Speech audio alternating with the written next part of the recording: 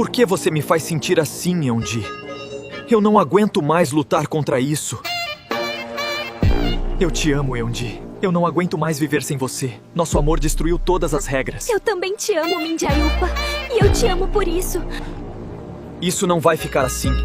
Vocês dois vão se arrepender de ter nascido. Senhoras e senhores, o CEO Min Jae, o homem que se diz íntegro, teve um caso com sua faxineira. Uma vergonha pra empresa. Não, ele está mentindo. Eu tenho a prova. Kang Kang-jong orquestrou tudo. A humilhação do CEO, as fotos. Ele queria destruir a empresa. Não, isso é falso.